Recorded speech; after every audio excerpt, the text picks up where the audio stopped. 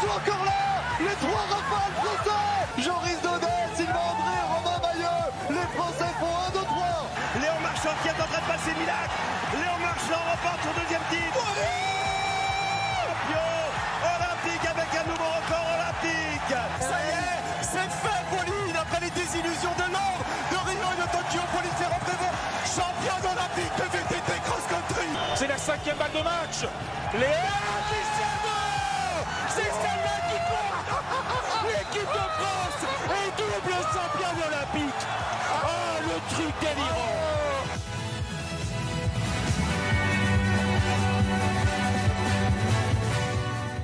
Le Campus Sport Club, tous les mardis soirs, 23h minuit, sur Radio Campus Lille.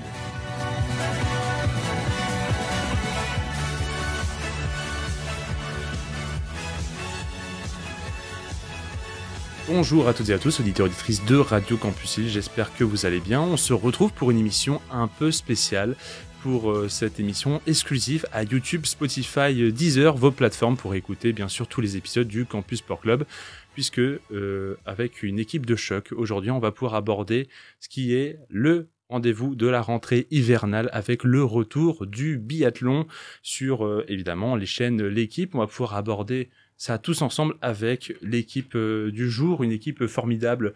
Il y a des marathoniens, il y a des skieurs, il y a des footballeurs même, mais qui ont peut-être des petits... Je sais pas si en hiver ça descend, ça la descente, ça sait faire du slalom. En tout cas, on va pouvoir en parler tous ensemble. Avec moi aujourd'hui, Alexis, Eva, Léo, Julia et Guillaume. Comment vous allez tous les 5 à l'unisson? Bien, ça va bien nickel. et toi? Ouais, super.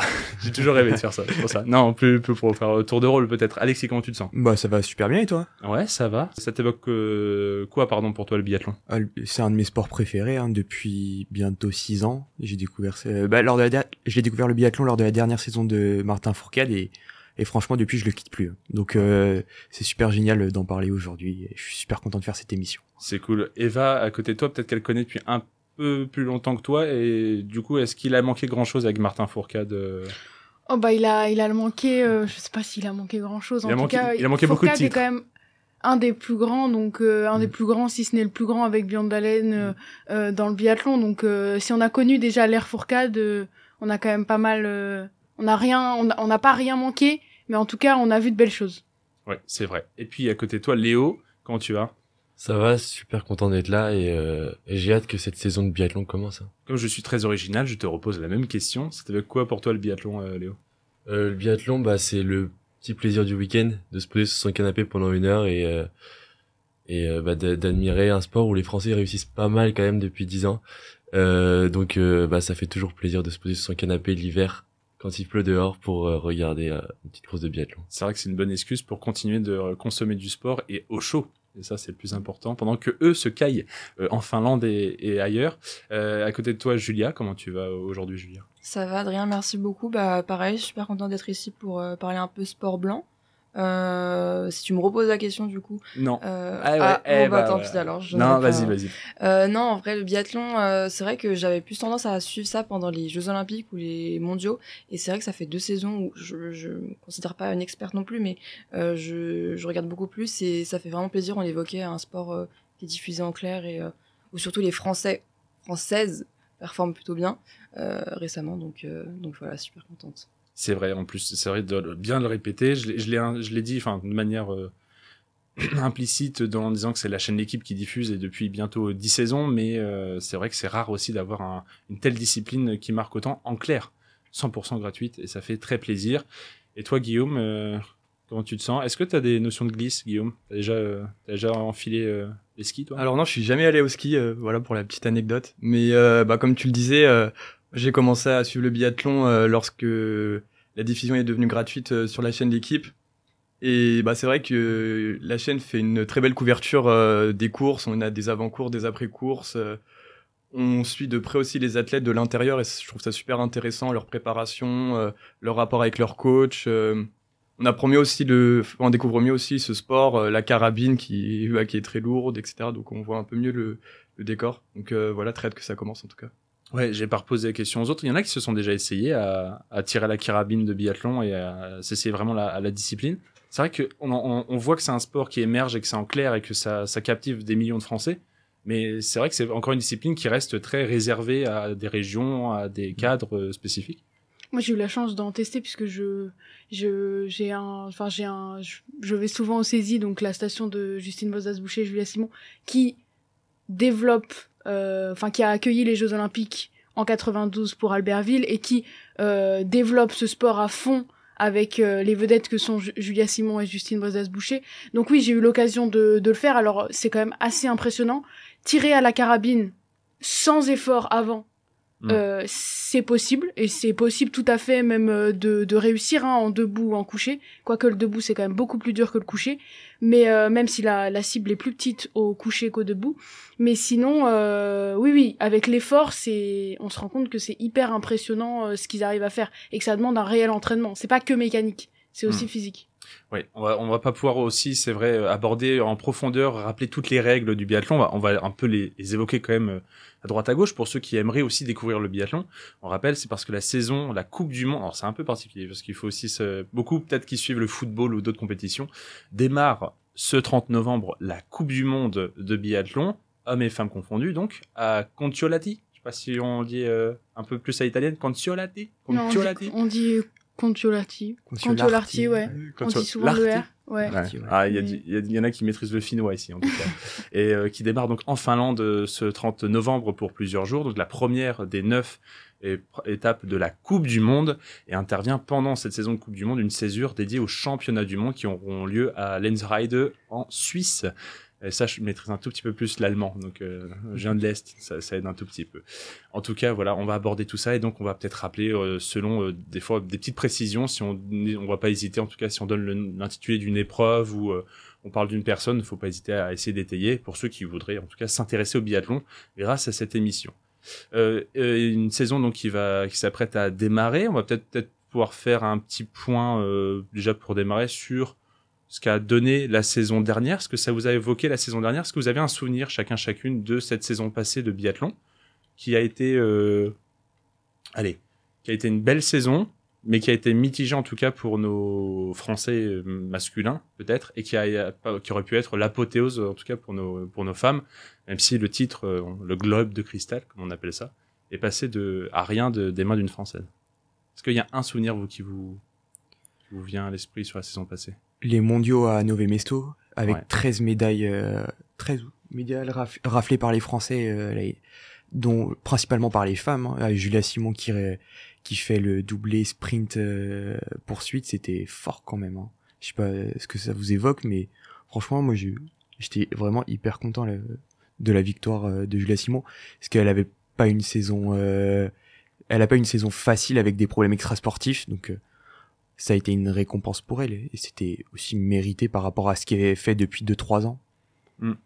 Oui, bon, les Françaises en tout cas, qui sont encore attendues cette saison, les Françaises étaient au niveau, elles, il n'y a pas de souci.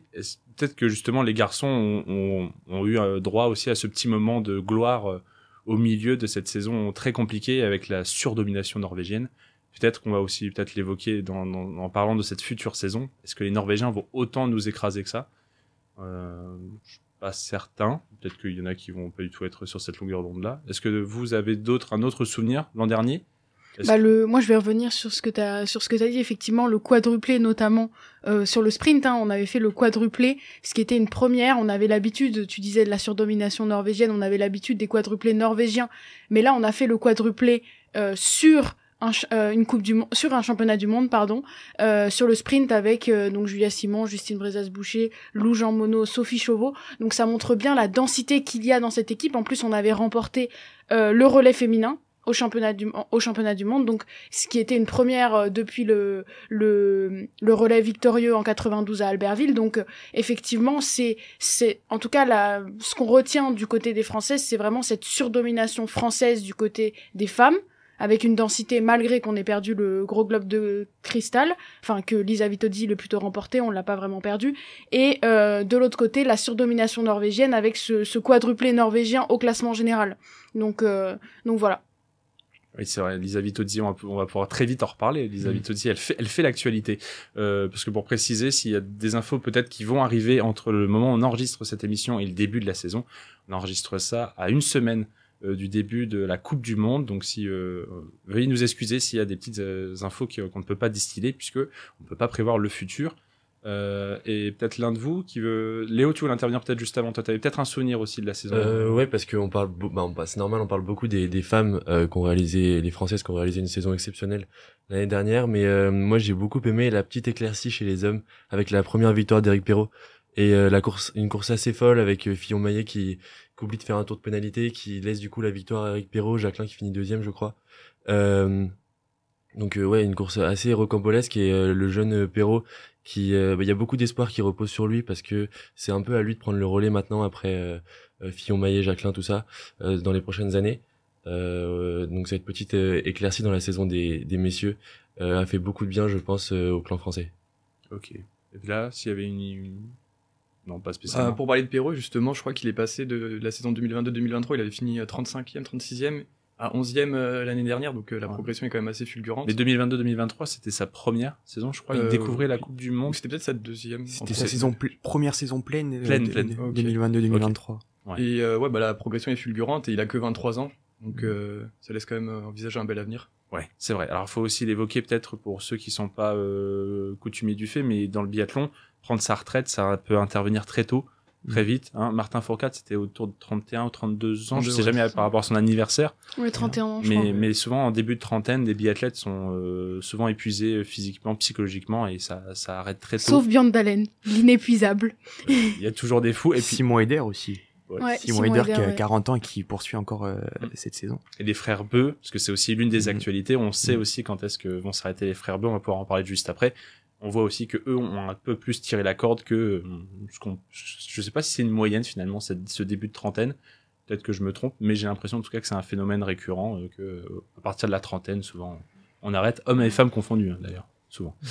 Ok, bah merci beaucoup. Julia, pardon, si t'avais un truc à... Par rapport à Éric Perrault, juste rajouter oui que c'est vrai que il représente vraiment l'avenir côté homme et je crois qu'il avait terminé deuxième meilleur jeune. Je sais pas si on peut dire chez les U25 derrière Tommaso Giacomel, donc c'est vrai que c'est hyper encourageant et si on peut parler un peu de cette jeunesse chez les femmes, il y a quand même pas mal de monde qui est en train de frapper à la porte entre Jeanne Richard, Guigona et Océane Michelon, donc ouais, on a vraiment, je pense, des belles années devant nous. Ouais, c'est vrai qu'on a des belles années. Et on va pouvoir un tout petit peu, avant d'aborder vraiment ce que pourrait être cette saison 2024-2025 de Coupe du Monde et même plus donc championnat du monde de biathlon, on peut peut-être s'attarder un tout petit peu sur des éléments d'avant-saison avec la pré-saison. Il y a eu un week-end de compétition en Norvège qui donne pas forcément des enseignements ultra complets, mais qui donne peut-être des premiers enseignements en tout cas. Ça s'était joué alors là aussi, faut parler peut-être le norvégien. Sushen. Ah oui, les SJ c'est Chu. C'est ça, c'est plus facile alors. Je parle pas de norvégien, je parle juste Toi tu parles le langage ville. Voilà, ok. C'est ça. Tu apprends juste à dire le nom des villes. Ok, Sushen. Sushen en Norvège, en tout cas c'était le week-end dernier, du 16-17 novembre. On a eu là-bas 2 sprints et 2 mass start, donc un sprint féminin, une mass start féminine et un idem pour les hommes. On a eu en tout cas côté féminin une victoire à la fois sur le sprint et sur la mass start d'Ingrid Tandrevold, sachant que les Norvégiens entre eux, si j'ai bien compris aussi, jouaient un peu leur qualification, en tout cas devaient se montrer pour essayer de faire partie de l'équipe Coupe du Monde, l'équipe A. En tout cas, Ingrid Tandrevold, c'est pas une surprise puisqu'on la connaît quand même bien sur le circuit, la norvégienne, et elle l'a emporté. Par contre, il faut aussi peut-être souligner que c'était des courses où il n'y avait pas de Françaises. Est-ce que vous saviez, j'ai pas spécialement recreusé cette info-là, par contre, si l'un de vous sait, pourquoi les Françaises n'ont pas décidé de faire le voyage en Norvège? Est-ce que la préparation se passait...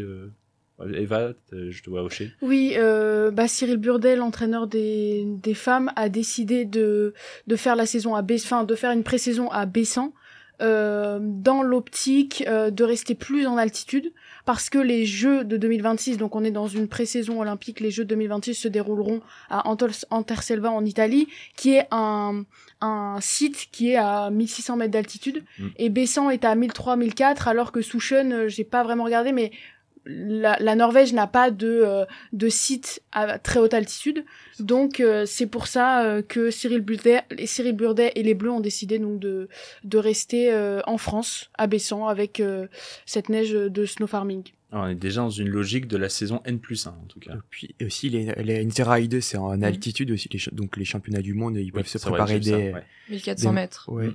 Puis Bessan, c'est un peu, je connais un petit peu, c'est à peu près 1600, 1700, donc c'est assez haut dans la vallée de la Haute-Maurienne. Donc ouais, c'est vrai que c'est tout ce qui est oxygène, ça va permettre aux athlètes de s'entraîner comme tu l'as dit. Ouais. En tout cas, c'est Julia Simon en tout cas qui avait gagné la Mastart à Bessan. Et puis toujours pour ce week-end, par contre en Norvège, il n'y avait pas les femmes françaises, mais il y avait les hommes et des performances en tout cas masculines. On notera, du coup, on parlait de ce jeune Eric Perrault sur le sprint, sur la première course qui a été gagnée par Vetle Christiansen, encore norvégien évidemment. Eric Perrault a fini meilleur français 4e, devant Fabien Claude, 5e aussi, qui avait l'air en jambes. Fabien Claude qui avait juste commis une faute et qui se retrouve quand même 5e, qui montrait en tout cas que ça allait sur les skis. Devant quand même Johannes Beu 10e, Jacqueline 12e, ou encore Lombardo, le jeune Lombardo 16e. Et pour la Mastart masculine du lendemain, c'est Endre Strøsheim qui l'a remporté. Peut-être aussi à surveiller, du coup, ce Norvégien qui peut encore plus venir titiller ses collègues, à voir peut-être sur la durée. Christiansen a fini 2e. Et pour les Français, c'est Jacqueline qui a fini 6e de cette Mastart, ou encore Quentin Fillon-Maillet, qui avait fini mal classé la veille, mais en tout cas qui a pu finir 9e de celle-ci, juste devant encore ce jeune Eric Perrault. Mais si je peux même revenir encore en avant, on va peut-être s'écarter un peu du biathlon. Je sais pas s'il y en a certains qui sont adeptes du ski roue, parce que j'avais aussi regardé un peu, c'est aussi une forme de préparation. C'est vrai que c'est très particulier aussi le biathlon pour ça, c'est que l'été, on sait que les biathlètes doivent se préparer de différentes manières. Il y a cette épreuve du ski roue, et en tout cas, là j'en parlais assez timidement sur la Mastart avec cette 9e place, mais Quentin Fillon-Maillet, lui, a fini double champion de France, donc sprint et poursuite du ski roue. Est-ce que pour vous, ça a valeur de quelque chose déjà, ces épreuves-là Je me posais la question aussi en tant que... Je suis pas adepte du ski roue, mais du coup, je me posais la question si certains ici savaient valeur vraiment de forme physique, de préparation pour eux. En tout cas, tu parlais de Quentin Fillon-Maillet. Lui, il a fait une interview à Ouest France où il a dit que justement, cet été, il s'est très bien préparé, contrairement aux 2 saisons précédentes. Et du coup, pour lui, en tout cas, là, t'as dit qu'il a été 2 fois champion de France, du coup.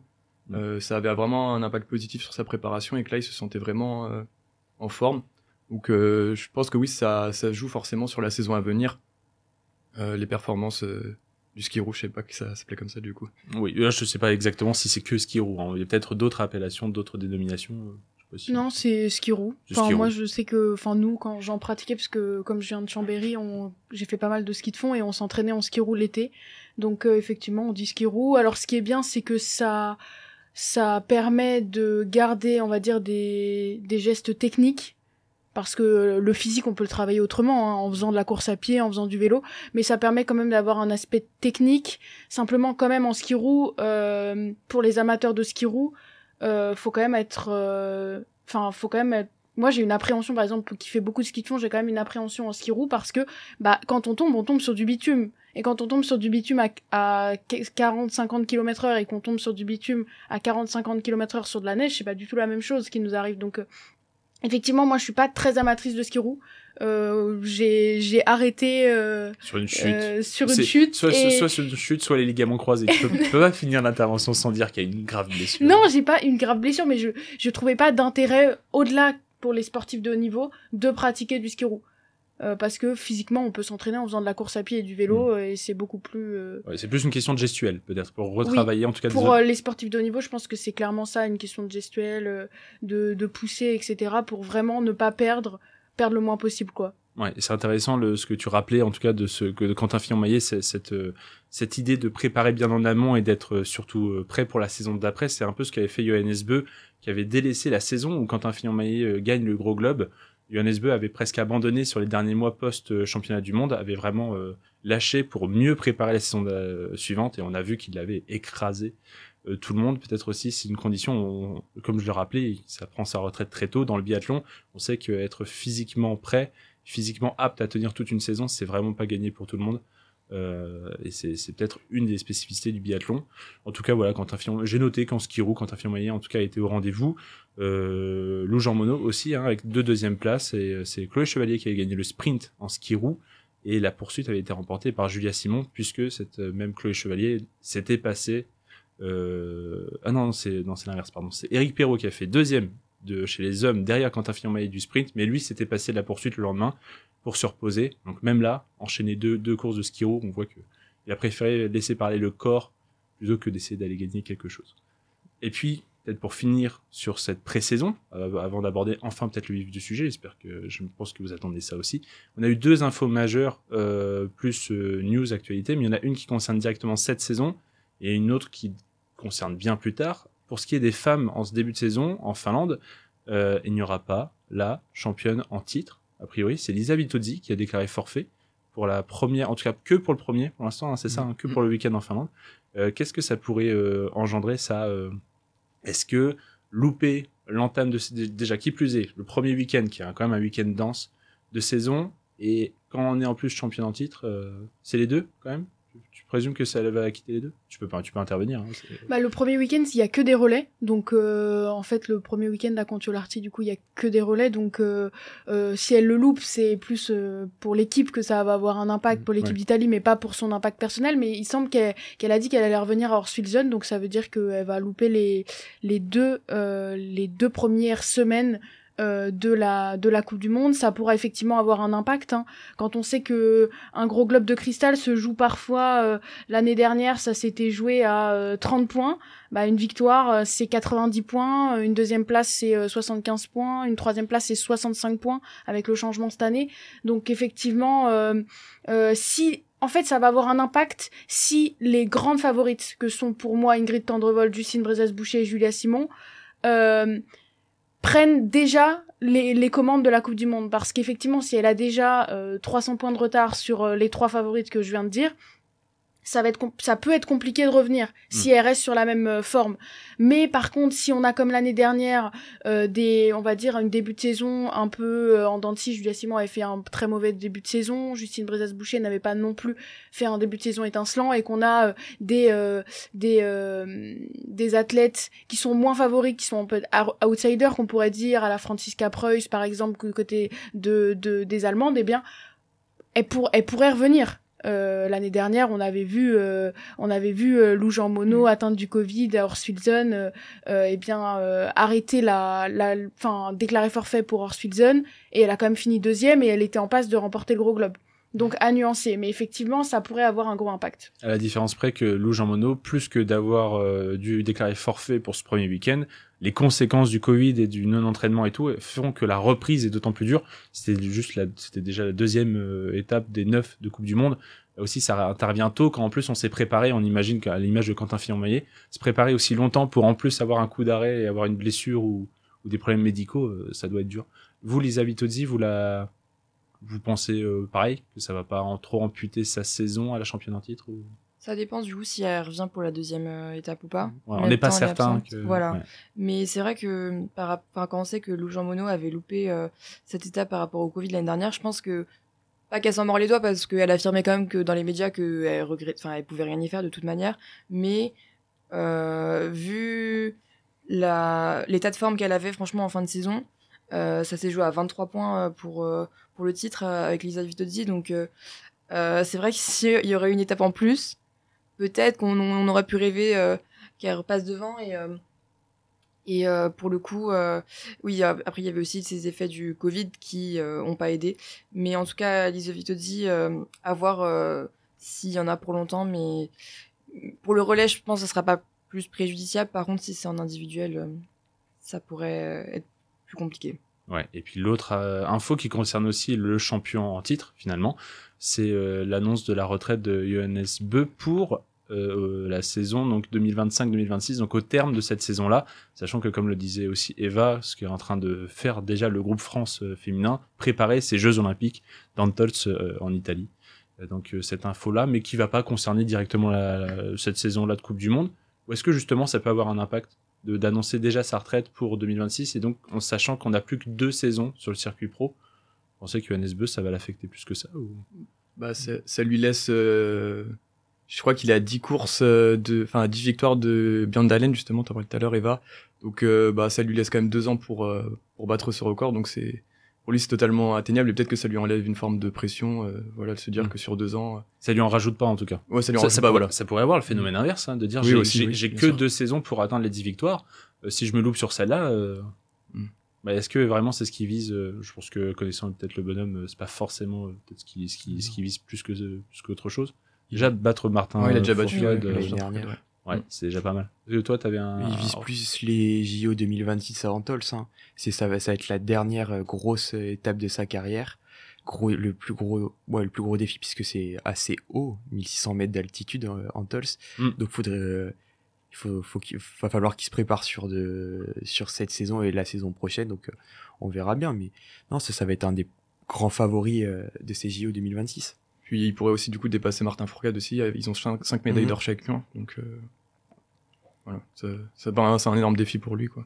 Ouais. Quand on se rappelle au bon duel entre lui et Quentin Fillon-Maillet en 2022, qui s'étaient partagé, je crois, toutes les médailles d'or individuelles. Oui. C'est ça, hein, c'est 3 pour Beu et 2 pour Fillon-Maillet, si j'ai pas de bêtises. C'est ça. Plus les relais, évidemment, qui ont bien aidé. Voilà. Donc ça, c'était pour à peu près rappeler cette pré-saison, en tout cas les premiers éléments qu'on a, à moins que quelqu'un veuille ajouter quelque chose d'autre. Je sais pas si... Johannes qui devrait prendre sa retraite avec son frère, si j'avais cru lire oui, aussi. Je l'ai évoqué sans faire exprès. Ouais. Mais voilà, après, c'était attendu. Enfin, il avait dit que Milan Cortina, c'était un peu l'objectif ultime. Enfin, sur le long terme, en tout cas, c'était un peu la dernière compétition. Donc, même si je pense que c'est passé un peu dans les oubliettes que son frère s'arrêterait au même moment, en tout cas, ils avaient évoqué le fait qu'ils aimeraient bien se retirer ensemble. Donc voilà, ce sera quand même 2 cadors qui prendront leur retraite à la même période. Oui, c'est vrai que c'est quand je l'évoquais sur la longévité, enfin l'âge à peu près, le fait que Tarier en tout cas il retardait aussi ça. Peut-être qu'il avait des envies, mais le fait de sortir avec son frère cadet, c'est peut-être aussi un beau signe en tout cas. Et c'est vrai que des fratries aussi marquantes et aussi dominantes. Tarier par exemple l'an dernier, je le voyais pas autant rester à ce niveau-là. Je sais pas si c'est un avis partagé ou pas du tout. Il y en a qui savaient que. Mais... Ah non, c'était une surprise totale. Tarier-Beu qui a porté le dossard jaune l'année dernière, qui a donné en tout cas une bataille jusqu'à la tournée américaine, canadienne où Johannes Beu commençait à se détacher. Oui, ça a été une surprise. Il gagne le petit globe. Il gagne le petit globe du sprint, si je m'abuse. Je peux les confirmer ça. Donc effectivement, oui, on va voir s'il continue sur cette lancée, cette année, parce que effectivement, tu disais que ça va être 2 pertes massives, on va dire pour l'équipe de Norvège, mais derrière. Contrairement à l'équipe de Norvège féminine où on avait vu la retraite de Thierry Lekhoff, Marte Olsbø-Røiseland, qui avait entre guillemets décimé cette équipe norvégienne puisqu'il y avait que Ingrid Tendrevold en tête d'affiche. Là, on a quand même une équipe norvégienne qui est surdominante sur tous les points. Donc il y en a d'autres qui tapent à la porte de l'IBU Cup et qui pourraient avoir leur place dans toutes les autres équipes nationales, mais qui sont dans l'équipe de Norvège, donc qui peuvent pas, avec cette densité, aller à la Coupe du Monde. Donc non, je m'inquiète pas en tout cas du futur de l'équipe de Norvège masculine, en tout cas. Ouais, pour peut-être repréciser pour ceux qui font leur premier pas en nous écoutant en biathlon, faut pas. Alors il y a une sorte de classement qui est établi sur les précédents résultats, des saisons précédentes en tout cas, qui permet de donner à chaque nation un nombre de partants et partantes, à savoir que la France par exemple fait partie des nations avec la Norvège ou avec la Suède avec 6 partants chez les hommes ou chez les femmes, et à côté de ça il y a cette division 2 inférieure, ce championnat, cette Ligue 2 on va dire du biathlon qui est l'IBU Cup, qui permet surtout aux jeunes en tout cas d'y faire leurs armes, ou en tout cas des plus anciens d'y retourner si ils n'ont pas eu le niveau les années passées pour rester dans l'équipe A. On va dire ça, on pourra l'aborder aussi pour l'équipe de France, on va y revenir sur ces équipes A et B, on va dire de Coupe du Monde, mais comme tu le dis, l'IBU Cup qui permet aussi, même sur les premiers week-ends, on va pouvoir aussi l'évoquer juste après, de donner un quota supplémentaire. Et à noter que c'est Julia qui l'a évoqué tout à l'heure, c'est Océane Michelon qui avait gagné chez les femmes l'IBU Cup, donc notre française l'an passé, et qui pourrait du coup nous permettre de bénéficier d'un avantage, en tout cas en ce début de saison. Voilà pour la petite explication, à moins que j'ai encore oublié un détail. Chez les Norvégiens, c'était Mats Overby et c'est Sørum qui a pris la 7e place. Sørum qui avait déjà fait quelques étapes de Coupe du Monde l'année dernière et qui est un petit habitué de ces étapes. Il va pas découvrir comme comme Aspenes ou Overby qui auraient pu découvrir la Coupe du Monde puisqu'ils ont fait une très bonne pré-saison, des très bonnes présélections. Donc voilà, pour la petite info. Juste, tu parlais de Sorum, justement, Quentin Fillon-Maillet, dans les surprises un peu de cette saison, il le voyait bien figurer cette saison.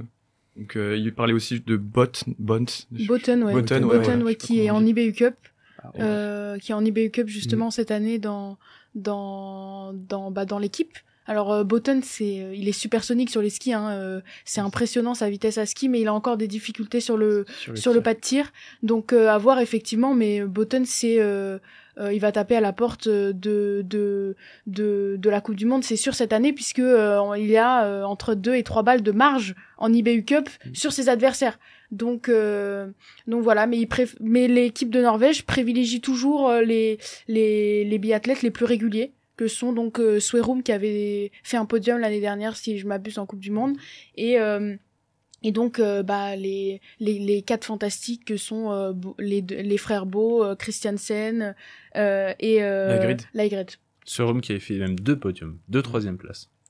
Sur la saison, sur l'entièreté de la saison. À noter le retour aussi de Bakken en IBU Cup qui avait dû arrêter pendant 2 saisons le biathlon à cause de problèmes cardiaques à la suite du vaccin de la Covid-19, et Bakken en 2022 qui avait remporté la dernière course à Oslo, et donc pourquoi pas voir Bakken au JO 2026, puisque là il peut pas remonter cette année, puisque avec c'est un problème administratif, il faut qu'il soit dans la sélection, mais là il va faire l'IBU Cup, il va reprendre des forces, il va se remettre en c'est jambe, ça, puisque là il a fait des bons résultats en allant pas très vite mais en tirant très très bien. Donc oui, peut-être le rappeler, je refais professeur Adrien qui redonne peut-être un concept de biathlon, sait-on jamais. Le biathlon, évidemment, c'est une course à ski avec, au bout de chaque tour, 5 tirs à effectuer sur le pas de tir, à la fois en alternant couché, debout, selon les épreuves. Et l'idée, c'est qu'on est pénalisé en manquant les cibles, soit on est pénalisé en devant recharger l'arme et effectuer des tirs en plus, soit en exécutant des tours de pénalité. C'est pour ça que quand Eva évoquait 2 à 3 balles d'avance, parce que le temps de faire un tour de pénalité, 15 à 20 secondes à peu près, si on est bon en tout cas sur le tour de pénalité. Peut-être le dernier tour de pénalité au bout de 15 km, il est un peu plus long quand même sur les jambes. Mais il y a cette notion de 15 à 20 secondes qu'on prend à peu près comme ordre là, et donc avoir une balle d'avance, on estime que du coup sur les skis on est tellement rapide qu'on pourrait concéder un tour de pénalité qu'on ne serait pas rattrapé par l'adversaire de derrière. Voilà, et après on a des épreuves, différentes épreuves. Le sprint, la poursuite, l'individuel, la mass start et les relais, évidemment, qui viennent du coup changer les distances et les règles au sein de chaque épreuve. D'ailleurs, j'en profite, petit tour de table, je me l'étais noté quelque part. Vous avez une épreuve favorite, vous, quand vous regardez le biathlon? La mass start. La mass start, parce que on a les 25 meilleurs mondiaux qui s'affrontent et tout le monde part en même temps, tout le monde est sur un pied d'égalité. Et après, c'est chacun pour soi. Ouais, le fait que tout le monde parte en même temps, c'est assez rare en biathlon finalement. Et c'est l'épreuve reine du dimanche. Donc tout le monde attend les mass start qui sont pas présentes à chaque épreuve, mais pour moi c'est vraiment mon épreuve préférée. Oui, c'est vrai que c'est un week-end qui comprend une mass start. Alors, il faut aussi préciser que chaque week-end de compétition ne contient pas forcément toutes les épreuves. Évidemment, il y a une logique respectée. Mais les mass starts sont toujours l'épreuve qui conclut le week-end, et il y a toujours la mass start masculine et féminine, qui sont des fois inversées, bien sûr, selon l'organisation du week-end. C'est vrai que c'est assez intéressant. Ce qui est un peu drôle, c'est que forcément on part en mass start, donc départ groupé, en traduction française, avec ce départ du 25 à 30, même selon le calendrier. Non, si en fait, il y a eu un changement cette année. Oui, c'est le changement. Donc c'est les 25 meilleurs du classement général et les 5 meilleurs de la semaine. Et alors que l'année dernière, il y a eu un changement cette année, s'il y a quelqu'un qui déclare forfait parmi ces 30, ce sera plus le 26e du classement général qui aura ce quota supplémentaire, mais le 6e meilleur de la semaine. Bon, ça change pas grand-chose parce qu'en général, les 5 meilleurs du week-end sont parmi les 25 meilleurs de la Coupe du Monde, donc ça change pas grand-chose, si ce n'est que ça donne la chance quand même à des belles éclaircies et donc à des gens qui seront pas forcément hyper réguliers tout au long de la saison de participer à ces courses reines, comme tu disais, Léo.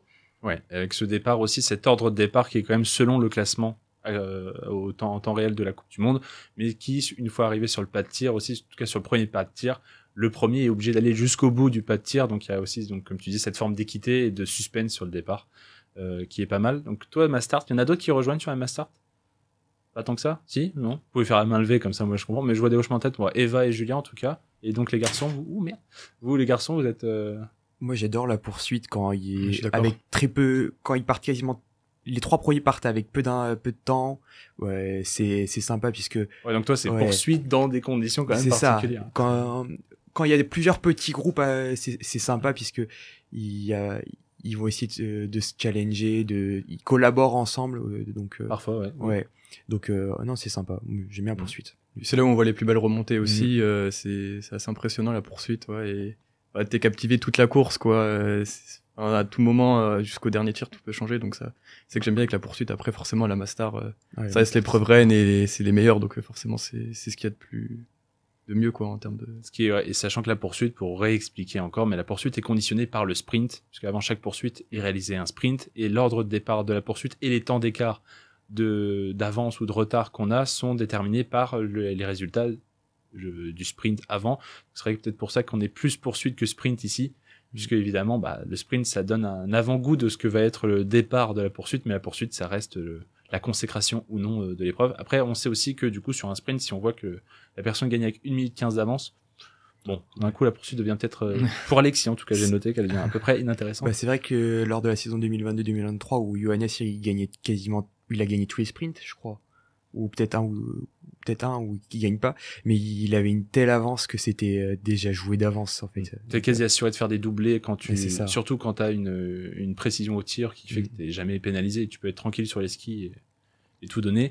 Et moi, petit clin d'œil quand même j'aime bien les relais mixtes.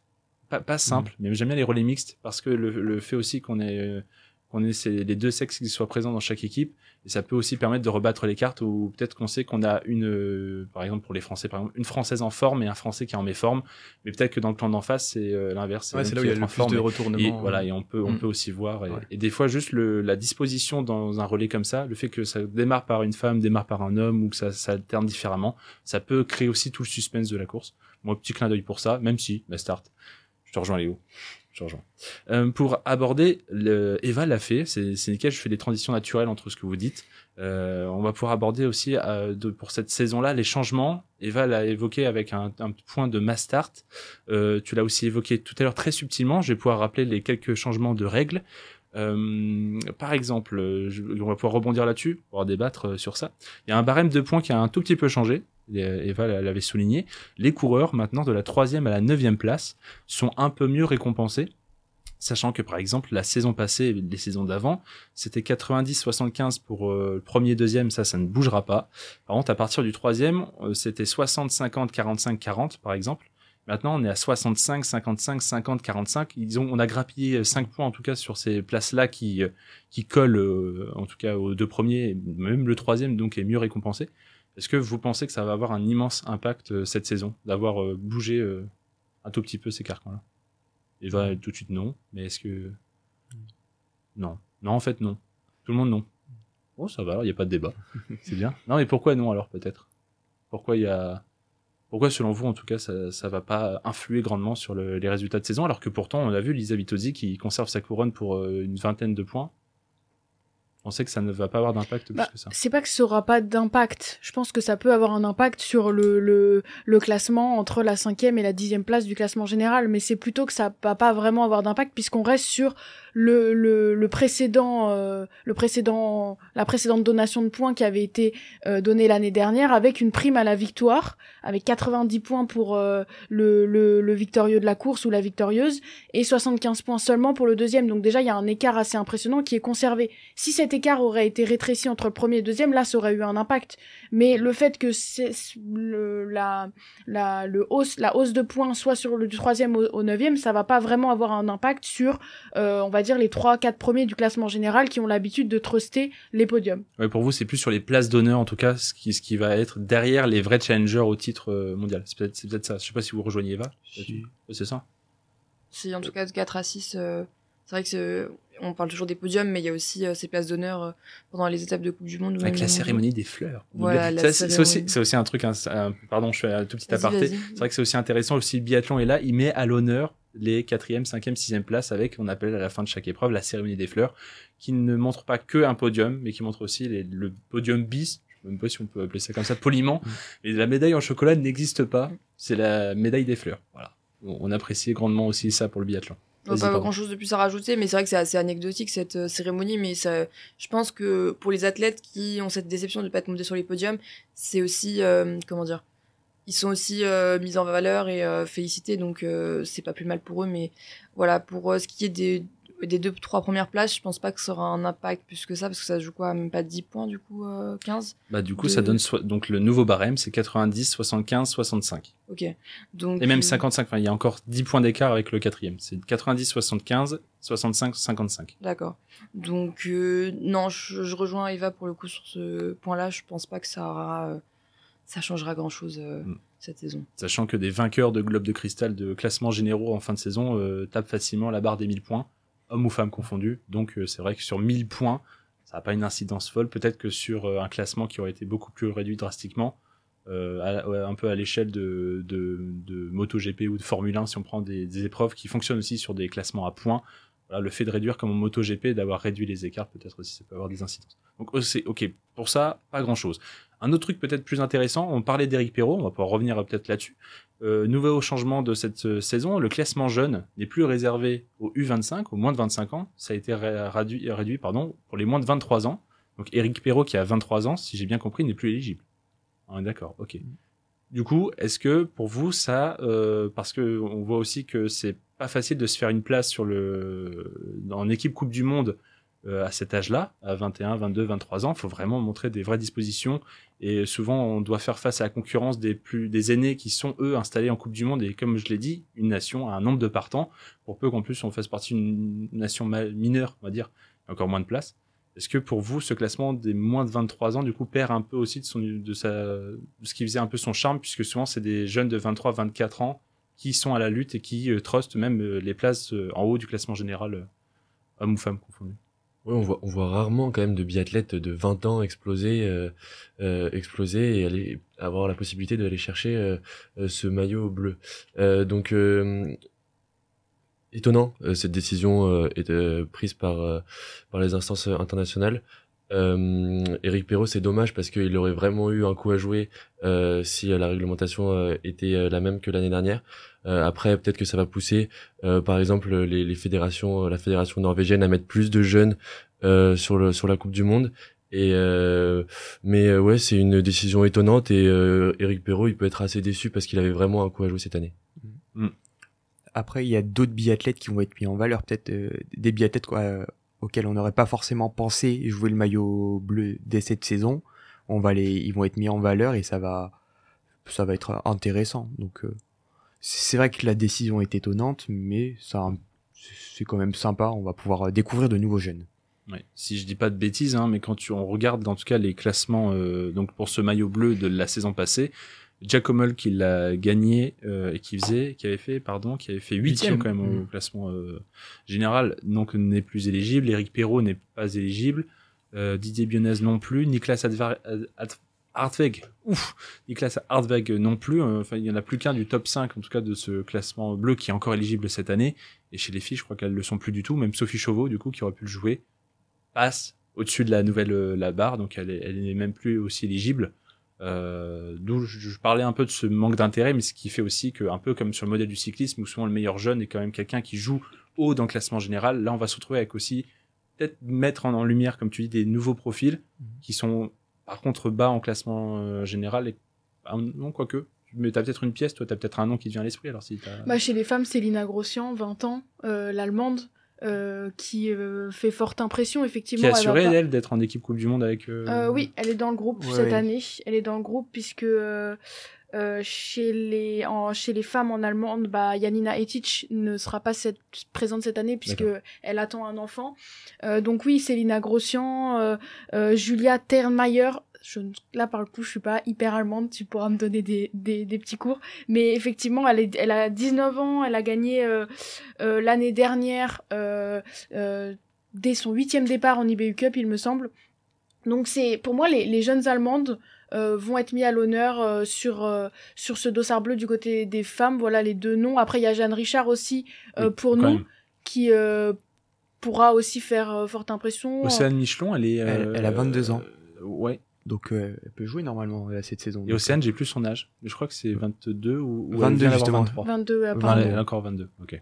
Après moi je vois plus Jeanne Richard, Océane Michelon. Je suis pas sûre qu'elle restera Non, oui, toute l'année. Oui, faut-il sur, encore marquer les points et donc, cette Coupe du Monde malheureusement. Je pense plus à Jeanne Richard qui avait fait en tout cas une très belle saison complète sur la Coupe du Monde. Quasiment. Elle avait même poussé vers la porte Paula Beauté qui là va retoquer à la porte parce qu'elle a fait une très bonne pré-saison à Bessan. Donc voilà, on parlait encore, on revient sur cette densité féminine du côté des femmes qui est impressionnante. Ouais, donc peut-être en tout cas ce maillot bleu sera d'autant plus intéressant côté femmes, a priori, que côté hommes.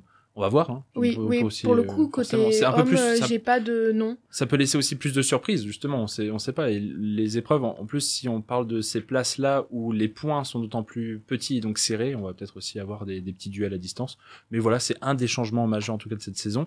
Et puis surtout, peut-être revenir aussi sur ce gros point-là, c'est l'une des gros changements de règles. Il n'y a plus vraiment de favorabilité donnée pour les meilleurs au classement, puisque au moment de démarrer des épreuves telles que l'individuel ou le sprint, les meilleurs du classement mondial, les 15 premiers, pouvaient choisir leur groupe de départ.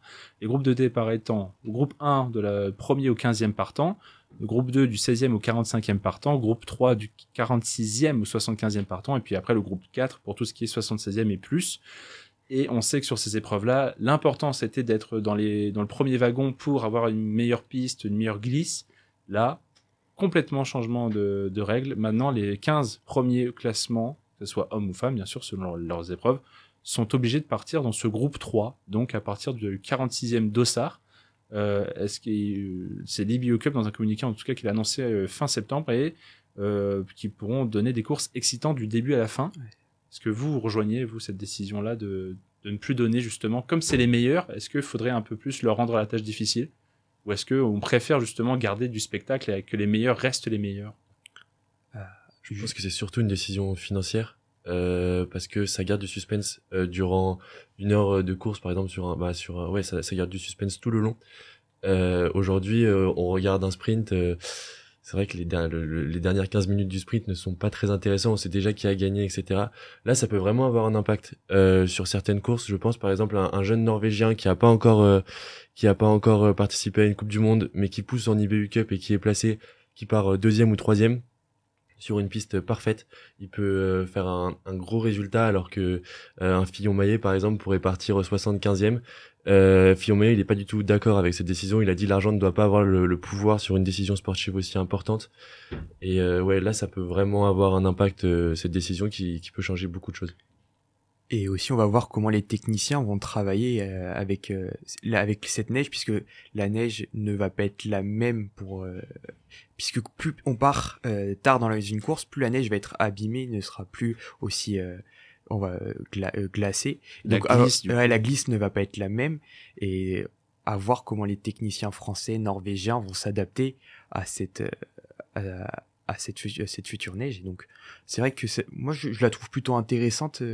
Il va y avoir plus de suspense et aussi moins d'écart pour la poursuite, et donc la poursuite va devenir aussi une course encore plus intéressante. Alors du coup, ça concerne évidemment les sprints et l'individuel. L'individuel étant une course beaucoup plus longue, est-ce que du coup on s'attend surtout à ce que l'individuel soit plus une épreuve où les cartes sont rebattues, puisque plus de kilomètres à parcourir, plus de glisse, peut-être plus de facteurs du coup environnementaux importants, là où les sprints sont forcément des épreuves plus courtes? Parce que je sais pas si vous y voyez peut-être un changement ici ou si... Après l'individuel c'est différent parce que c'est comme il n'y a pas de tour de pénalité et qu'on prend 1 minute de pénalité à chaque balle manquée, c'est on va dire favorable aux bons tireurs. L'individuel ça a toujours été le cas, favorable au 20 sur 20, favorable au 19 sur 20. Donc je pense que du coup la glisse a un petit peu moins d'impact entre guillemets. Ça s'équilibre. Voilà, c'est ça. Donc voilà, après sinon je reviens sur ce que tu as dit, le fait que Quentin Fillon-Maillet était contre, oui, ça peut se comprendre, mais après à partir du moment où les 15 meilleurs du classement général sont entre guillemets dans le même bateau, ça change pas, il y a pas vraiment d'inéquité entre les 15 meilleurs du classement général qui donc vont se jouer le gros globe.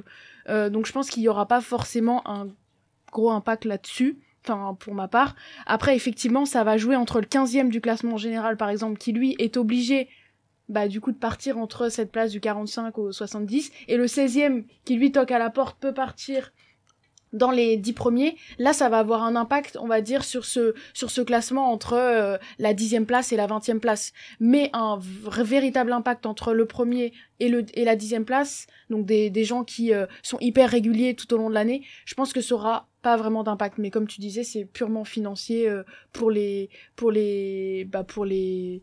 même pour les chaînes de télé, etc. Mais est-ce que, à contrario, on peut pas avoir des gens qui boycottent le début de course? Parce que effectivement, le sprint, si vous êtes quelqu'un, comme moi je regarde le numéro de dossard des meilleurs et je me mets à partir du meilleur sur l'application. Mais effectivement, tout le monde ne fait pas ça. Mais on verra bien si y a un peu ce désintérêt en début de course qui peut aussi être visible. Oui, c'est vrai que c'est pas impossible. C'est vrai que c'est pas impossible de du coup démarrer l'épreuve, d'allumer la télé à l'heure de l'épreuve, de se rendre compte qu'ils partent tous dans 3 quarts d'heure, donc je reviens dans 3 quarts d'heure. C'est pas impossible. Il y a une petite précision aussi dans le communiqué, le jury se réserve le droit d'intervenir avant la course si les conditions météo sont trop mauvaises et, donc je cite, ne pourront pas garantir des conditions équitables. Donc il appliquera alors, je recite, un système de départ alterné et les 15 meilleurs athlètes partiront au début de la course. C'est aussi précisé dans le communiqué. Donc là, conditions météo vraiment défavorables. Faut vraiment voir à quel niveau s'élève peut-être cette défavorabilité. Mais ça, c'est aussi quelque chose du coup à voir parce que on ne sait pas encore trop où ça en est. Et petite précision aussi, ces tests menés surtout lors des 4 premiers week-ends de compétition. Donc, et que ce soit en Coupe du Monde ou en IBU Cup, d'ailleurs. Donc, pour repréciser cette division 2 de l'IBU Cup, donc quelqu'un qui montrait l'IBU Cup ne serait pas forcément surpris avec ce schéma-là. Voilà. En tout cas, c'est ça pour les changements majeurs que j'ai notés, à moins qu'il y ait quelqu'un qui veuille rebondir sur un autre changement. Donc, ça va pour nous.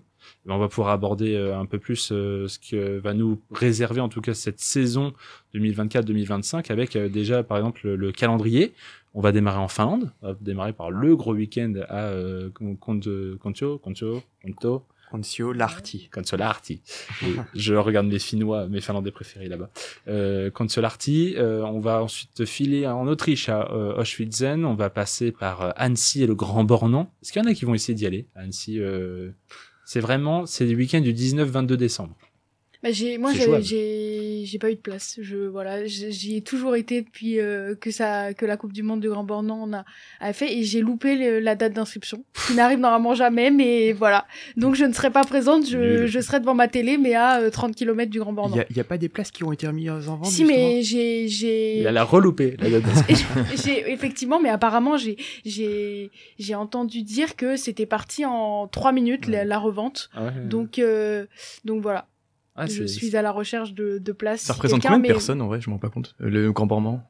Le Grand Bornand sur tout un week-end. Je crois que c'est en cumulé, tu veux dire? Sur du jeudi au dimanche, je crois que c'est au moins 300 000, hein, parce que c'est 40 000 personnes qui viennent voir, parce qu'avec il y a la piste plus le pas de tir, plus la tribune.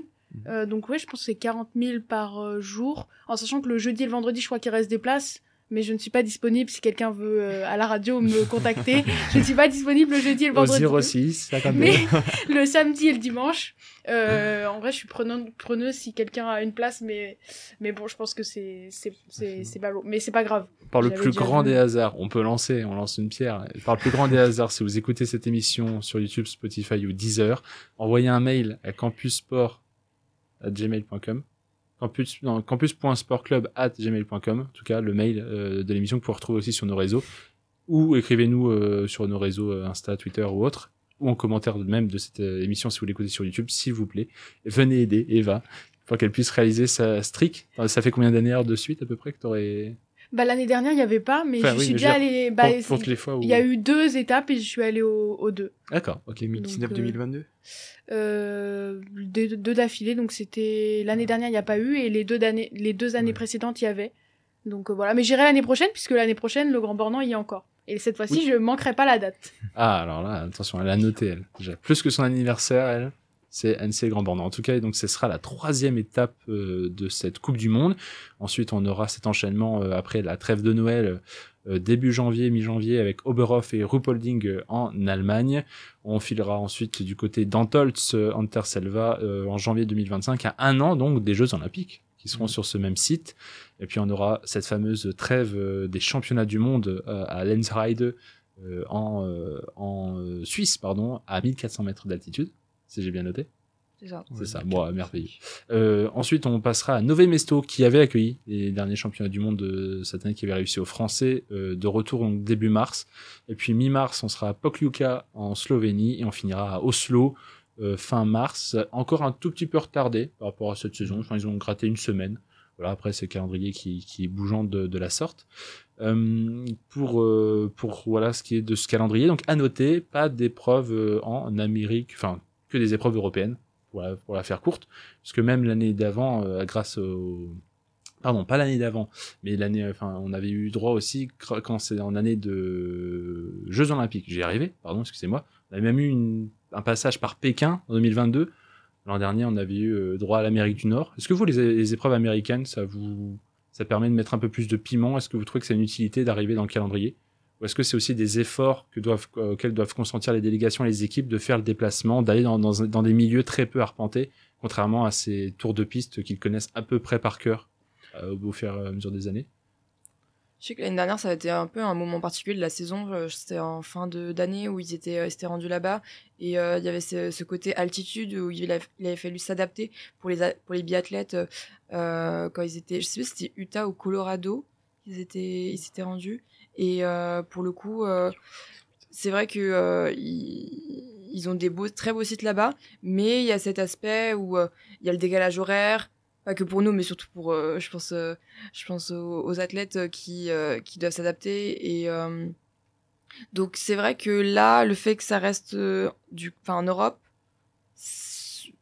j'ai pas d'avis particulier, mais en tout cas, je pense que le fait que ils aient pas à se déplacer en Amérique du Nord, ce sera peut-être un peu moins difficile à gérer pour les délégations. Okay. Après c'est un roulement, hein. On reviendra aux États-Unis, c'est une signature, donc effectivement c'est pour favoriser aussi les Américains et les Canadiens qui sont présents sur la Coupe du Monde et qui eux ont toujours à venir en Europe, donc il me semble que c'est tous les 4 ans. Il faudrait vérifier, mais il me semble que c'est tous les 4 ans, donc on reviendra dans 4 ans, enfin du coup dans 3 ans maintenant. 2027-2028. C'est ça, aux États-Unis et au Canada, donc pour les finales. Mais effectivement, comme tu disais, je pense que le décalage horaire, ça a un impact assez impressionnant. Enfin, c'est un gros impact. Lou Jean Monod, je me souviens d'une interview de Lou Jean Monod qui disait moi je suis jamais allée aux États-Unis, c'était la première fois qu'elle allait aux États-Unis, et effectivement ça peut avoir un impact même au niveau biologique, le fait de s'entraîner tout le temps, de faire des courses. Il faisait des courses le soir, il faisait pratiquement nuit. Je pense que même au niveau visuel, au niveau physiologique, ça a un impact sur le pas de tir, sur le côté physique du biathlon. Donc oui, je pense que ça, enfin, pour nos Français, pour les Européens, je pense que c'est mieux de rester en Europe. Et puis, en tout cas, dans le cas de la saison passée, c'était aussi arrivé sur les 2 dernières étapes. On arrive aussi sur une fin de saison où on est un peu plus usé. Rajouter cette condition-là, ça a peut-être aussi été pas mal dur à encaisser pour certains. On sait que les organismes sont grandement touchés. En plus, quand on joue sur les 2 tableaux et qu'on se donne aussi à fond juste avant sur les championnats du monde, c'est peut-être costaud. Vous, est-ce que vous voyez par rapport à ces championnats du monde en Suisse, donc avec cette notion d'altitude, est-ce que vous attendez à ce que des biathlètes soient un peu moins dans le dur, en tout cas surtout après Noël, sur le retour en Coupe du Monde, et s'attardent vraiment déjà très tôt sur les championnats du monde, avec des objectifs peut-être divers et variés? Est-ce que vous attendez à ça, vous? L'Interride, c'est un site qui est assez compliqué de ce qu'on avait vu. Moi, je le trouvais assez dur quand même, qui avait pas mal de pentes et tout. Donc, je pense que Antolz, ça va être aussi... ils vont s'habituer avec Antolz. C'est peut-être aussi un très bon exercice de répétition pour ceux qui veulent préparer peut-être les Jeux Olympiques. Ouais. On peut le voir aussi comme ça. Ouais, c'est ça. Même au-delà de l'altitude, comme tu disais, Antolz c'est à 1006, l'Interride c'est juste un peu en dessous, donc ils seront, on va dire, acclimatés. Donc je pense que ça aura un réel impact. Donc après, l'Interride, effectivement, si on revient sur les championnats du monde, je pense que c'est un beau site. On se souvient du triplé de Justine Brezos-Boucher. Donc, en tout cas, la seule Linzer Eye 2 était un nouveau site de l'année dernière qui avait été découvert.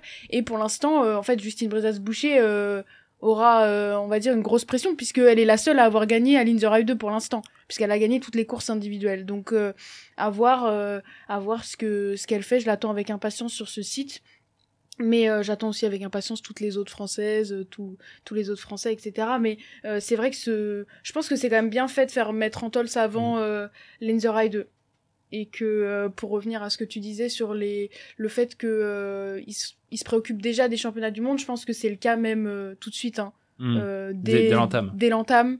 Du fait que vraiment les championnats du monde, on va voir que à l'image d'un Quentin Fillon-Maillet l'année dernière, on va voir que si certains voient tout de suite qu'il manque le coche au niveau des 3 premières saisons au niveau de la Coupe du Monde, ils vont même plus se préoccuper du classement, ils vont tout faire pour gagner les championnats du monde et avoir ne serait-ce une médaille ou l'or ou une médaille, enfin la plus belle des médailles. Donc, tu parlais de Quentin Fillon-Maillet, lui, il a jamais gagné de championnat du monde en individuel.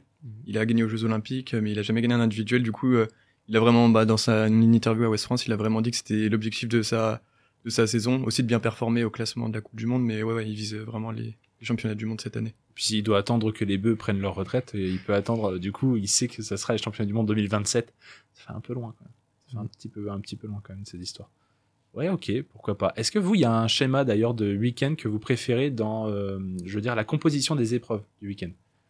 Est-ce que, par exemple, forcément, donc le calendrier est évidemment tombé. Bon, contre sur l'Artis, c'est un peu particulier parce qu'il y a de tout, puisque sur 2 semaines, donc finalement, on va démarrer avec les relais, comme le disait Eva tout à l'heure.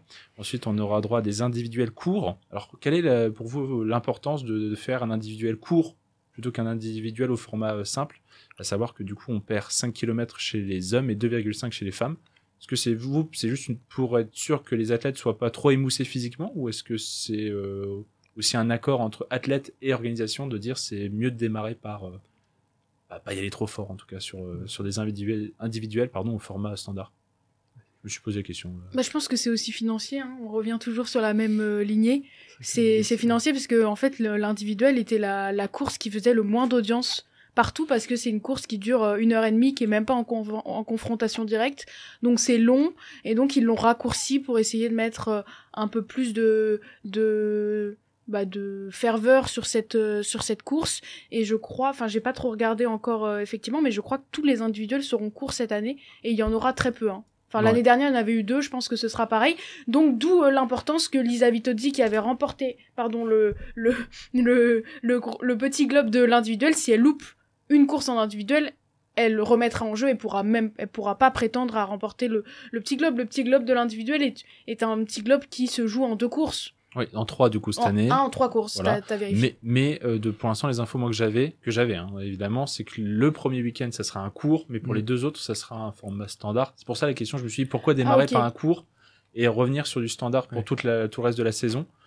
Rude-Bolding, ce sont des longs, 20 km pour les hommes et 15 pour les femmes. Ouais. Je pense, c'est pour adapter les organismes aussi. C'est une longue saison qui s'attend pour les biathlètes. Ils ont 4 mois de compétition intense, et s'ils commencent par 20 et 15 km, ça laisse des empreintes physiquement déjà qui sont pas encore à leur meilleur niveau. Ça va arriver, il faut qu'ils mettent du temps pour être à fond, être à 100%. Donc intéressant de commencer pour que les organismes ils s'adaptent. Ok. En tout cas, je reviens du coup sur ma petite question. Je sais pas s'il y a un schéma que vous trouvez préférentiel, qui permet d'avoir un week-end des plus animés, des plus intenses qui soit. Sprint poursuite relais, sprint poursuite mass start, individuel mass start, relais. Qu'est-ce que il y a une sauce, vous, parce que je peux regarder comme ça quel week-end de compétition vous intéressera plus que les autres. Forcément en dehors championnat du monde, hein, en tant que Français, le Grand Bornand, parce que c'est la 3e étape. Je crois que c'est la première mass start aussi au Grand Bornand. En tout cas, les autres années, c'était non, il y en aura. Il y en aura une à Consularty forcément, mais oui, ce sera la première mass start, et c'est souvent le week-end le plus impressionnant, parce que justement, il fait sprint poursuite mass start. Donc oui, je suis d'accord avec toi. Pour l'engouement populaire, etc. aussi. Et puis c'est intéressant à suivre. Et puis c'est 3 courses individuelles, ça va être sprint poursuite Marstats, et c'est les 3 plus belles courses. Va y avoir c'est vraiment hyper télévisuel et on va pas Ouais, s'ennuyer. vraiment. Il va y avoir des rebondissements tout le temps, surtout avec le sprint là, avec le nouveau format pour le sprint et l'individuel. Ça va être hyper intéressant à voir et à supporter. C'est souvent le week-end où ils donnent tout. Enfin, les athlètes, comme il y a une trêve un peu de Noël entre guillemets, et on sait qu'il y a un peu cette guéguerre des Norvégiens qui veulent gagner en France. Donc c'est toujours impressionnant. Enfin, si vous avez l'occasion d'aller voir un jour la Coupe du Monde au Grand Bornand, je pense que c'est une des plus belles étapes où on peut voir de près. Après, c'est pas forcément la meilleure étape pour aller pour se rapprocher plus des Français, parce que forcément c'est eux les plus demandés. Mais sinon c'est une très très belle étape au niveau de ferveur populaire et même comme tu disais hein, télévisuellement. Ouais, les images elles sont incroyables à chaque fois. Les images sont incroyables donc. On a un très beau site. Hein. Très beau site qui accueillera les Jeux Olympiques en 2030. Évidemment. Ce sera donc sprint poursuite mass start ce week-end-là. Donc aussi pour moi, c'est pour ça que je vous posais la question, un peu le week-end optimal, celui dont on aime. On démarre par du sprint mais qui va nous conditionner pour la poursuite. Et le troisième jour, on a 2 mass start. Surtout les mass start qui ont l'avantage il y en a pas une par jour. On a toujours droit à 2 mass start qui s'enchaînent, femmes-hommes, hommes-femmes, ce qui permet aussi d'avoir un après-midi prolongé et très excitant, comme Léo aime bien. Et j'ai repéré aussi un week-end, j'avais vu ça quand le calendrier est sorti, en fin de saison, qui a l'air super intéressant avec les individuels hommes et femmes, les derniers où vont se jouer les petits globes, et ensuite les relais mixtes, donc dont le format est assez sympa, on en parlait tout à l'heure, et on finit par les 2 mass start femmes et hommes, c'est à Pokluka, entre le 13 et le 16 mars, donc c'est un format inédit, je sais pas si on a déjà vu ça, mais c'est hyper ça va être hyper des courses avec différents enjeux, beaucoup d'enjeux, et les petits globes qui vont se jouer notamment sur ce week-end. Ouais, je trouve que le format il est assez intéressant. Moi, je me pose juste une question par rapport à Pokluka. Pourquoi mettre cette étape aussi tard? C'est en Slovénie, c'est quand même un pays qui est assez où il fait quand même assez chaud. Peut-être c'est le pays le plus au sud où il y a une compétition. Donc pourquoi la mettre aussi tard? Pourquoi pas la mettre en janvier où la neige est de meilleure qualité, alors que là la neige elle risque d'être assez molle, les biathlètes ils vont peut-être pas aimer y aller. Donc, ça, moi c'est une petite question que je me posais, donc je vous la pose.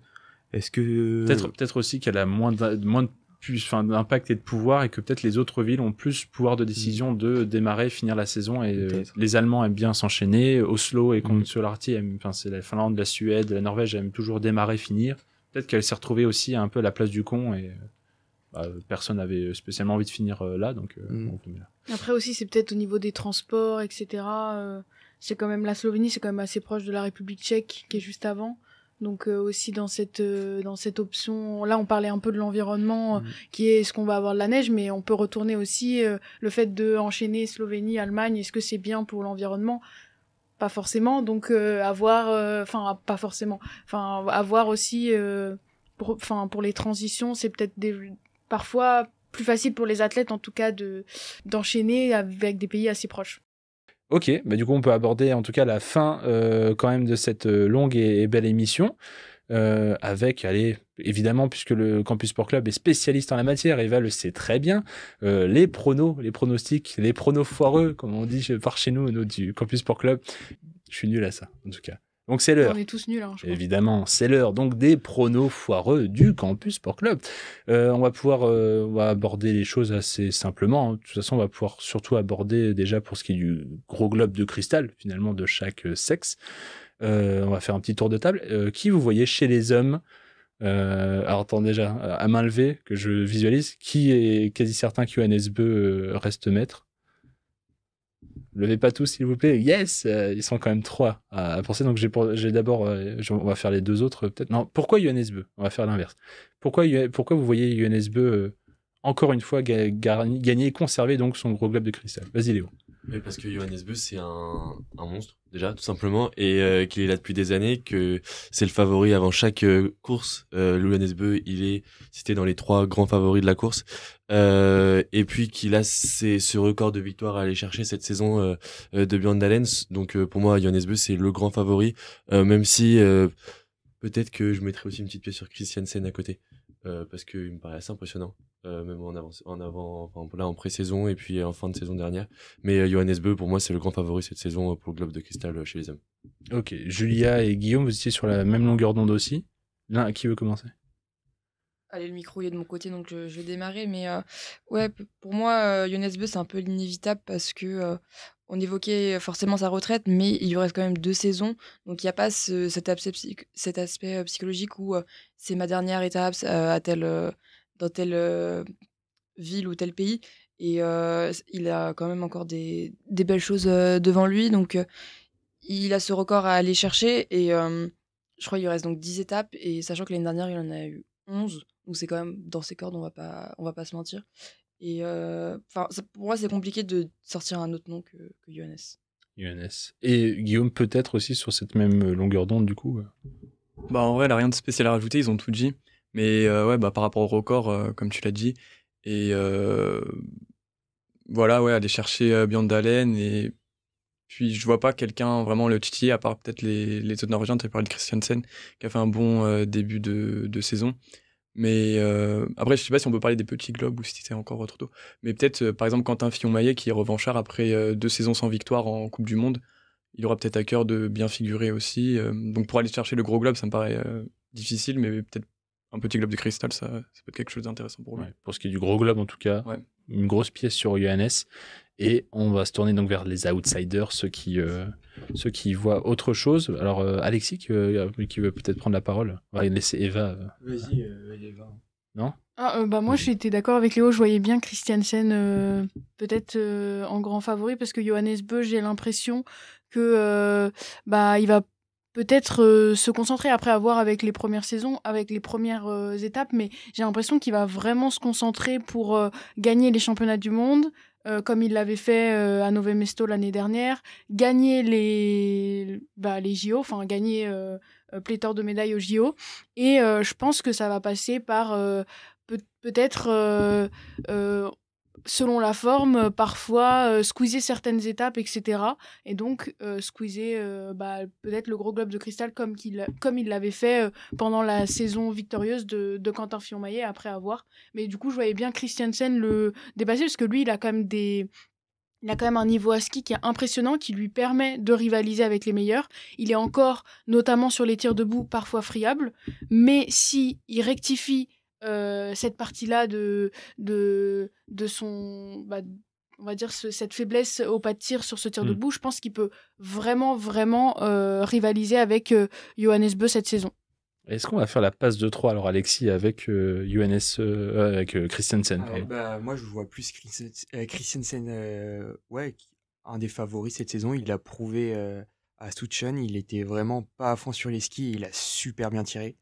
Et donc moi j'en fais un de mes favoris. Johannes Beu reste aussi un gros favori. Ouais, d'accord. Et moi après j'ai mon petit chouchou, mais comme chaque saison, c'est Émilien Jacquelin que j'ai trouvé vraiment impressionnant sur les skis. Je sais pas si vous avez regardé la pré-saison, mais quand il part tout seul dans le deuxième tour de la Mastart, c'était impressionnant. Juste Émilien Jacquelin, le point qu'il doit améliorer, mais comme toujours, c'est le tir, de trouver de la stabilité. Et s'il trouve cette stabilité, il peut finir dans le top 3 du gros globe de cristal. Et tir plus que mental?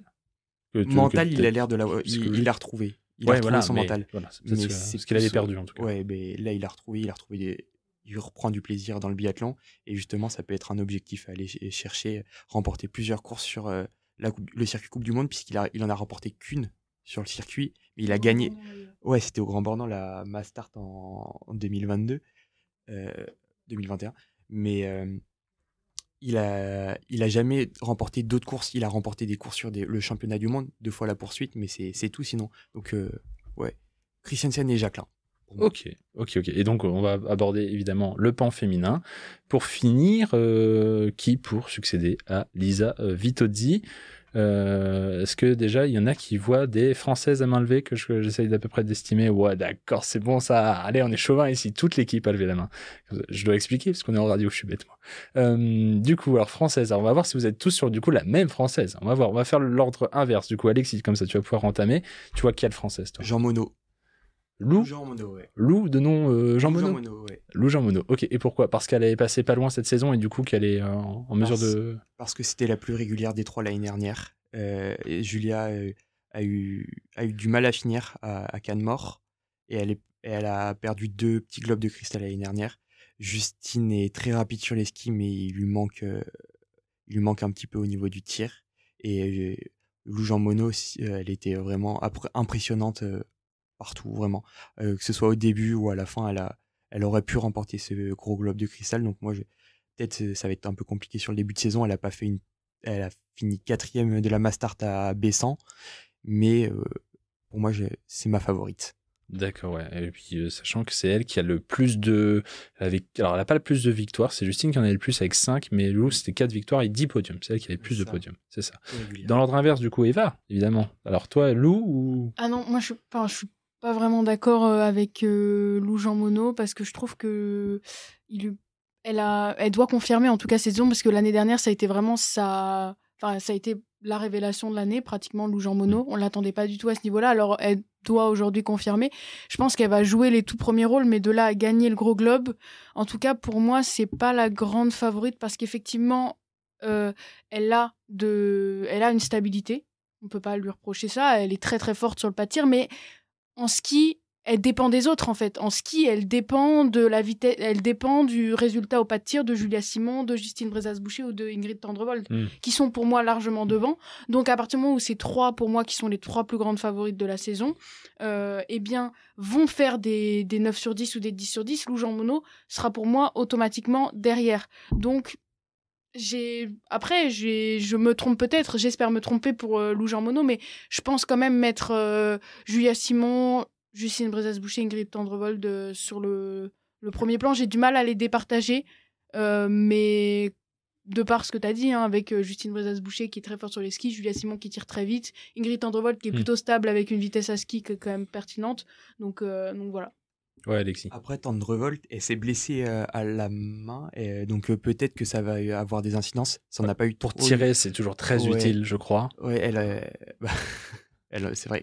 Mais à Soutchen, elle avait pas vraiment d'adversaire, alors que là, ça va commencer, donc à voir comment elle va réagir. Ouais, là aussi, c'est une question sur ça se joue aussi parfois sur le dernier pas de tir, et le fait d'être en vis-à-vis avec quelqu'un à ses côtés et autres. On a aussi pu voir sur la saison passée un peu des exercices où, par exemple, Julia Simon excellait dans le mano à mano presque sur la fin, où sur le pas de tir, elle se déconcentrait pas, elle faisait le 5 sur 5, et Dieu sait comme quoi sur des derniers tours comme ça, elle a pu prendre des points. Dans l'ordre inverse, je sais plus, avant Eva, je crois que c'était Guillaume. C'est Guillaume qui va avoir droit au temps de parole. Guillaume, t'as une française, est-ce qu'elle a déjà été citée? Bah, tu parlais de Julia Simon, toi, je suis assez d'accord. Par rapport à l'expérience, elle a déjà gagné le gros globe de cristal en 2023. Elle a vécu une année compliquée, comme tu l'avais dit, aussi par rapport à des soucis extrasportifs. Mais comme Quentin Fillon-Maillet, peut-être qu'elle sera revanchard cette année. Et puis, contrairement à Lou Jean Monod, elle a un peu plus d'expérience. Donc, peut-être que ça peut être son année aussi. Ok, ouais. Julia qui est aussi déjà qui est pas installée aussi depuis quelques mois, qui est aussi, faut peut-être le préciser, mais Julia Simon, qui est quand même bien installée sur le circuit, contrairement à Lou, qu'on a, comme vous l'avez souligné, un peu découverte hier. N'importe quoi, la saison passée, même pas qu'hier. J'attends que tu bouges ton micro, voilà. Julia. Ouais, d'une Julia à une autre. Ouais, donc Simon. Alors non, je pense, on est en minorité, mais je rejoins pour Lou Jean Monod. Certes, c'est pas celle qui tire le plus vite et c'est pas la plus rapide sur les skis, mais je pense que, ça m'étonnerait pas qu'elle surfe un peu sur cette fin de saison dernière, où pour le coup, elle a vraiment cette stabilité mentale et cette régularité que on retrouve pas forcément chez Lou Jean Monod et chez Julia Simon et Justine Brezas-Boucher. Donc voilà. Et c'est vrai que en fait, il y a vraiment cette hégémonie chez les Françaises et chez les femmes du coup, qui fait que en fin de saison dernière, elles s'étaient partagé les points. Et du coup, ça a joué en leur défaveur, parce que c'est Elisabeth Odzi qui a remporté le gros globe. Mais en tout cas, je partirais plutôt sur Lou Jean Monod, en effet. Ouais, sachant que sur le dernier week-end, Lisa Vitozzi avait quand même gagné les 2 premières épreuves, le sprint et la poursuite du dernier week-end à Canmore, au Canada, et c'est ça qui lui avait donné suffisamment d'avance, en tout cas, pour juste être à la poursuite de Lou Jean Monod sur la dernière course qu'elle lui a laissée, mais avec son avantage de points acquis sur ces 2 précédentes courses. Comme on l'a rappelé tout à l'heure, le barème n'a pas changé entre premier et deuxième. On prend 15 points quand même sur son deuxième. C'est pas plus mal. Et on finit en beauté avec Léo. Léo, quelle Française, toi? Et ben moi je vois bien Justine Brezas-Boucher parce que c'est cool, comme ça on a un peu de tout, c'est bien. L'année dernière sur les skis, Justine Brezas-Boucher c'était juste exceptionnel, elle était au-dessus de tout le monde et elle a justement cette marge qu'a pas Lou Jean Monod, tout dépend d'elle en fait. Si elle est régulière sur le pas de tir, et ben ça peut faire très très mal cette année. Justine Brezas-Boucher, elle finit, je crois, 4e l'année dernière ou 5e avec Julia Simon. Elles étaient pas loin. Alors qu'elle était, c'était sur une année de retour. L'année d'avant, elle était en arrêt pour cause de grossesse. Donc là, si elle a 28 ans, elle a peut-être trouvé une certaine stabilité mentale et sur le pas de tir qui pourrait lui permettre d'enfin aller décrocher son premier gros globe. Et le fait qu'elle soit tellement au-dessus sur les skis lui donne un réel avantage sur toutes les courses où elle prend le départ. On peut dire aussi, de notre côté aussi chauvin, elle est peut-être l'une des plus méritantes à ne pas aussi avoir eu accès à ces strates, même si sur les JO, elle s'est quand même bien satisfaite de quelques médailles sur le championnat du monde. Mais ce gros globe de cristal, comme Julia l'a eu, on pourrait aussi l'espérer pour Justine, sachant que Lou, elle pourra l'avoir plus tard, on va dire. On peut finir comme ça. Et est-ce que, pour finir, je rallume tous les micros, est-ce que vous voyez quand même des étrangères se mêler trouble fête? Est-ce que les sœurs Heuberg ou Dorothea Virer sont encore des cibles, des dangers, en tout cas, ou est-ce que vous voyez vraiment, comme l'a un peu condensé Eva aussi, entre Française et Tendrevolt, ça va encore se jouer la gagne cette saison? Parce que les sœurs Heuberg, c'est vrai que, au fur et à mesure, en fait, il y a eu un vrai essor, et ça s'est un peu estompé sur les 2 dernières saisons. On n'a pas vu spécialement qu'elle tenait sur la durée. Voilà, pour finir, je sais pas s'il y a un vrai quelque chose à dire là-dessus. Ouais, Elvira, pour moi, elle est un peu irrégulière, mais elle a la capacité d'aller titiller les Françaises. Elle l'a fait il y a 2 ans, face à Julia Simon en début de saison. Elle a trouvé de la régularité, et puis après ça s'est un peu perdu au fil de la saison. Elvira Heuberg, elle peut-être aller jouer ça serait quand même une surprise qu'elle vienne décrocher le gros globe devant Tendrevolt et toutes les Françaises, mais peut-être qu'elle peut aller jouer quelque chose. Et après sur Dorothea Virer, non, par contre je pense pas que c'est mon avis, je pense pas que Dorothea Virer ait la capacité, rien que sur les skis, d'aller chercher de la régularité et plusieurs victoires cette saison devant l'armada française qu'on a. Ouais, on lui connaît toujours son tir efficace, mais sur les skis, on paraît encore bien loin, en tout cas, du niveau que vont peut-être afficher Tendrevolt et nos Françaises. Ouais, donc là-dessus, pas de soucis. Et chez les hommes, à part des Norvégiens et des Français, peut-être un nom que vous voulez... Ou alors, on va dire, allez, vas-y, c'est les pronos foireux, donc on peut dire une fois, on peut se mouiller et dire une connerie, c'est pas un problème. Pourquoi pas Giacomel qui veut... C'est ça, Giacomel qui fait 8e au classement général l'année dernière, qui remporte le classement du meilleur jeune, à voir s'il confirme cette saison. Et sinon, j'aime bien Samuelsson, il avait bien commencé l'année dernière, je crois, et il avait eu le Covid et ça l'avait arrêté dans sa saison. Donc ouais, Giacomel et Samuelsson chez les hommes. Samuelsson, c'est un de mes depuis 2021-2022, c'est un peu celui que j'attends toujours sur les week-ends. J'espérais toujours que ce soit un grand et qu'il vienne vraiment semer les troubles faits au sein de l'équipe norvégienne, et à chaque fois il me déçoit. C'est presque Ponsiluoma qui m'a plus satisfait depuis cette période-là. Depuis que c'est bizarre, dès que je mets une pièce sur un mec, il est nul. J'aurais devrais en mettre une sur Mbappé. Je rigole. Mais bon, depuis que je pense à lui, c'est vrai que depuis la Coupe du Monde 2022, il fait de la merde. Et donc peut-être, si vous avez un autre nom. En fait, c'était plus pour nuancer. En vrai, je trouve que c'est vraiment compliqué ça va être compliqué de déloger les Norvégiens, parce qu'on a parlé des frères Bø, on a parlé de Christiansen, mais il y a aussi Sturla Lagrade et Johannes Dahle. Et je sais plus s'ils avaient fait top 5 ou top 6, c'était que des Norvégiens. Le premier hors norvégien, on dirait, c'était Jacquelin, qui est 6, ouais, c'est ça. Ils avaient fait 3 et 4, Dahle et Lagrade. Donc, franchement, difficile. On a vraiment cette supériorité chez les Norvégiens et les Françaises.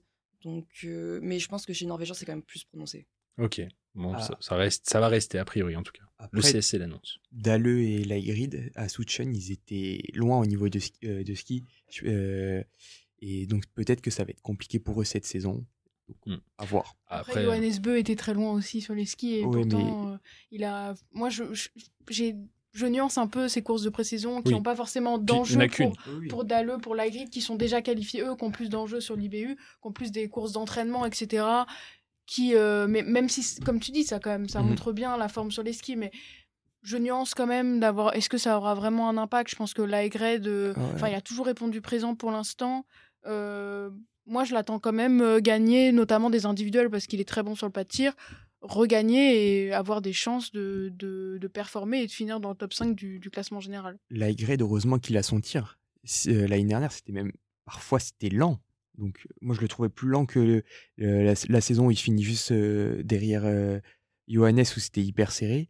Là, pour moi, Laigrid et Dalleux vont être un peu en dessous de la saison dernière. Après, Dalleux est quand même très bon sur les skis. Oui, Dalleux était très bon sur les skis l'année dernière, c'est vrai. Donc, moi, je trouve qu'il faut quand même, au-delà de... Pour finir, je pense qu'il faut vraiment aussi valoriser le biathlon, c'est le ski et le tir, mais il y a quand même un avantage sur les skieurs dans le biathlon. Donc si on est bon skieur, il nous suffit entre guillemets juste de mettre les balles pour être sur le podium, alors que si on est bon tireur, on dépend du tir des autres. Donc voilà pour le mot de la fin. L'expertise toujours ciselée d'Eva Claudel. Merci en tout cas à vous 5, parce que d'habitude on est 4, c'est vrai que c'est bizarre. Merci à vous 5 d'avoir participé à cette émission dédiée au biathlon. Donc vous l'avez deviné, en fait, si vous êtes novice dans le biathlon, on vous a donné des bonnes premières pistes et puis des explications. Et puis si vous connaissez plutôt bien le biathlon, vous qui nous écoutez, si vous avez bien suivi la saison passée, on va prendre à peu près les mêmes et on recommence. De ce qu'on annonce, même si on espère évidemment, et c'est ça le secret du biathlon, des petites surprises. Et puis il y a quand même des choses à suivre, comme le maillot bleu maintenant qui sera dédié à d'autres nouveaux visages, à voir pour Richard notamment, chez nos Françaises qu'on va suivre, et voir si Émilien Jacquelin va tenir bon. En tout cas c'est ce que souhaite Alexis. Merci Guillaume, Julia, Eva, Alexis, Léo d'avoir participé à cette émission. Nous on se retrouve la semaine prochaine, mardi en direct 23h minuit pour une nouvelle émission, et d'ici là je vous dis portez-vous bien, bye bye tout le monde.